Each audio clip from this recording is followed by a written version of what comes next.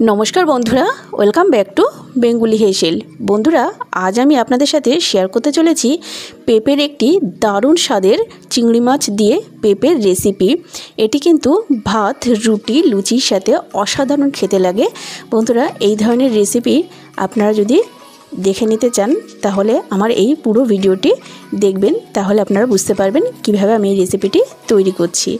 तार जोन्नो आमी एकटा पेपेके देखुन छाड़िए छोटो छोटो करे এইভাবে টুকরো করে নিয়েছি। এবার নিয়ে নিয়েছি আলু। আলুগুলোকেও দেখুন এরকম ছোট ছোট করে আমি কেটে নিয়েছি। এখানে আমি দুটো আলু নিয়েছি আর নিয়ে নিয়েছি পেঁয়াজ। দেখুন আমি এখানে একটা পেঁয়াজকে কেটে নিয়েছি, নিয়েছি চারটে কাঁচা লঙ্কা আর নিয়েছি চিংড়ি মাছ। গ্যাসে একটি প্যান বসিয়ে দিয়েছি, তাতে দিয়ে দিয়েছি পরিমাণ মতন সর্ষের তেল আর দিয়ে দিলাম শুকনো লঙ্কা আর সাদা জিরে ফোড়নের জন্য। ফোড়নটা রেডি হলেই আমি এখানে দিয়ে দেব কুচিয়ে রাখা পেঁয়াজ এবং কাঁচা লঙ্কা।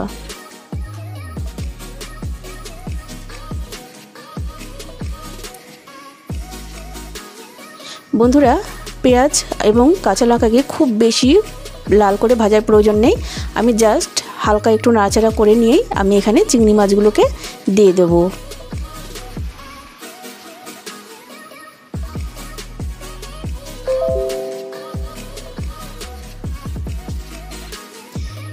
বন্ধুরা গরম ভাতের সাথে কিন্তু এই ধরনের রেসিপি অসাধারণ লাগে।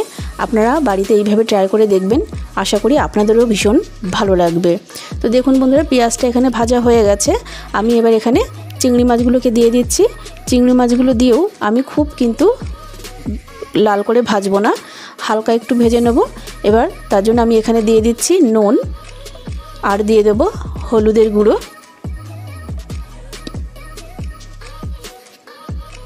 নুন হলুদ দিয়ে মাছটাকে আমি বেশ কিছুক্ষণ ভেজে নিয়ে তারপরে আমি এখানে বাকি উপকরণ দিয়ে দেবো।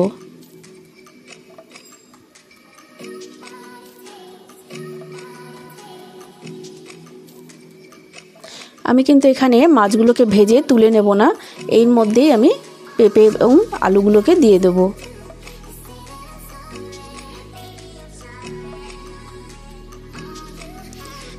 দেখুন আমি এবার এর মধ্যে আলুগুলোকে দিয়ে দিলাম। আলুগুলো দিয়েও হালকা একটু নাড়াচাড়া করে নিয়ে তারপর আমি পেঁপেগুলোকেও এর মধ্যে অ্যাড করে দেবো।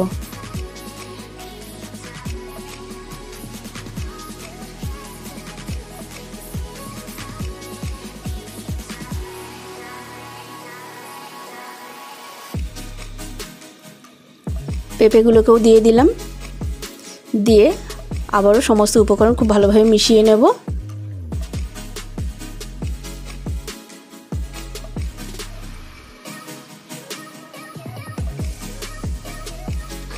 তো দেখুন বন্ধুরা আমি মিশিয়ে নিয়েছি।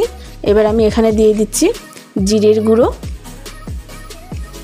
দিয়ে দেব নুন,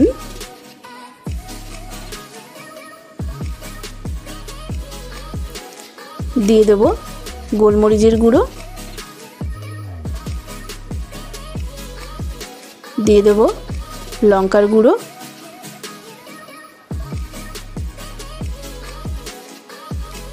এবার দিয়ে দেব হলুদের গুঁড়ো,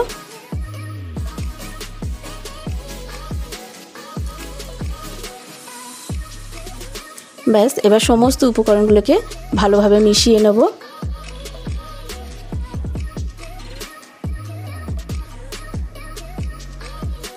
খুব সহজ একটি রেসিপি, আশা করি আপনাদের ভীষণ ভালো লাগবে আর এটি কিন্তু খেতে অসাধারণ হয়। বন্ধুরা আপনার বাড়িতে অবশ্যই ট্রাই করে দেখবেন, এটি কিন্তু খেতে ভীষণই ভালো লাগে। যারা পেঁপে পছন্দ করে না, বিশেষ করে বাচ্চারা অনেক সময় পেঁপের তরকারি খেতে চায় না, তাদেরকেও এইভাবে রান্না করে দেবেন, আশা করি তারাও সুন্দরভাবে খাবে। তো দেখুন বন্ধুরা এখানে আমি অল্প একটু আদা, খুব বেশি দেব না, অল্প একটু আদা আমি এইভাবে গ্রেট করে দিয়ে দিচ্ছি।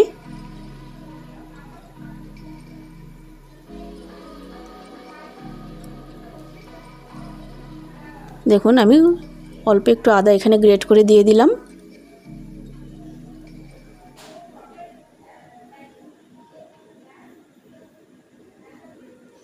আবারও সমস্ত উপকরণ ভালোভাবে নাড়িয়ে চাড়িয়ে আমি এখানে কিছুটা জল দিয়ে দেব।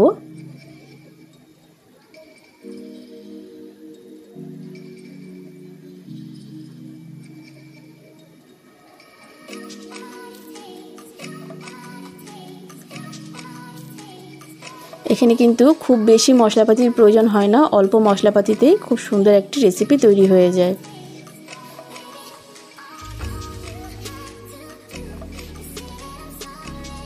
তো দেখুন বন্ধুরা, আমি সমস্ত উপকরণগুলো ভালোভাবে মিশিয়ে নিলাম। এবার আমি এখানে দিয়ে দিচ্ছি 1 বাটি জল। জলটা দিয়ে আমি কিন্তু এবার গ্যাসটাকে লো ফ্লেমে রেখে ঢাকা দিয়ে পেঁপে আলু ভালোভাবে সেদ্ধ করে নেব।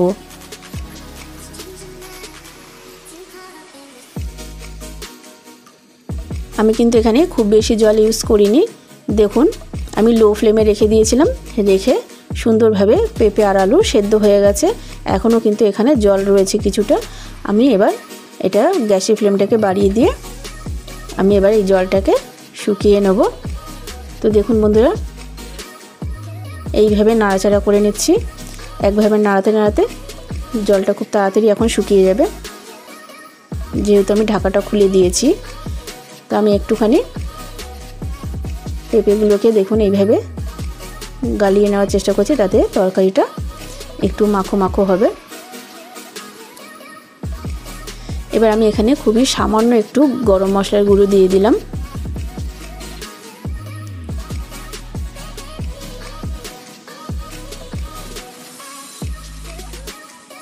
তো দেখুন বন্ধুরা, রেসিপিটি কিন্তু আমার তৈরি হয়ে এসেছে। আমি আবারও ভালোভাবে সমস্ত উপকরণ মিশিয়ে নিচ্ছি। ব্যাস, এবার আমার রেডি হয়ে গেছে। আমি এবার গ্যাসের ফ্লেমটাকে বন্ধ করে দেব। আমি গ্যাসের ফ্লেমটাকে বন্ধ করে দিলাম। আশা করি খুবই অল্প সময়ের মধ্যে খুব সুন্দর একটি রেসিপি আপনারা তৈরি করে নিতে পারবেন।